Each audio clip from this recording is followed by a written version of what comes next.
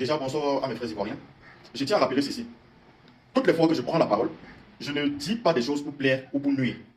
J'essaie de conscientiser le peuple africain du mieux que je peux. J'essaie de donner mon avis sur des situations qui se passent en Afrique. Ça peut ne pas vous plaire, ça plairait aux autres.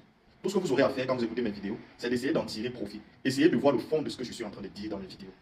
Je vais répondre à notre frère ivoirien. Il dit le président Ado ne respecte pas la Constitution. C'est un dictateur, il va dégager. J'ai reçu des menaces inbox par rapport à ma dernière vidéo. Moi, je tiens à vous dire ceci. Vous avez la chance, je le répète encore, vous avez la chance d'avoir un président comme le président Alassane Dramane Ouattara.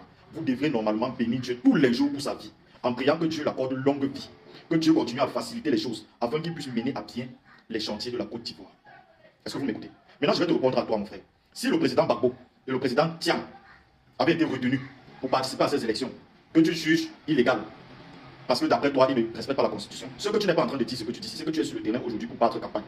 Prenez l'exemple sur le Cameroun. Le plus grand leader d'opposition qu'est Maurice Kamto, on a injustement invalidé sa candidature. Le peuple du Cameroun s'est directement retourné vers un candidat, à la personne d'Issa Tirouma Bakary. Il y a eu une forte mobilisation derrière lui. Vous savez pourquoi?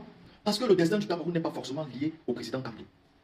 Et c'est ce que vous devriez faire là-bas en Côte d'Ivoire. On a éliminé Laurent Gbagbo. Vous trouvez qu'on l'a éliminé injustement? On a éliminé Tiam. Vous trouvez qu'on l'a éliminé injustement? Il y a d'autres candidats. Vous pouvez vous mettre derrière eux. Mais vous préférez s'aimer la pagaille, vous préférez aller brûler, vous préférez calomnier, vous préférez faire des choses qui n'ont pas de sens. Moi, personnellement, je n'ai jamais refusé à ce que les gars descendent manifester, oui. Mais quand les manifestations visent déjà ce que nous sommes en train de voir en Côte d'Ivoire là, moi j'ai peur. Vous sortez manifester, vous taillez un gendarme. Un gendarme qui est là pour vous protéger, vous taillez. J'ai vu des vidéos où vous prenez des cailloux, vous visez sur les gendarmes, vous prenez des bâtons, vous les fouettez avec, sur les forces de l'ordre. Vous n'avez pas honte?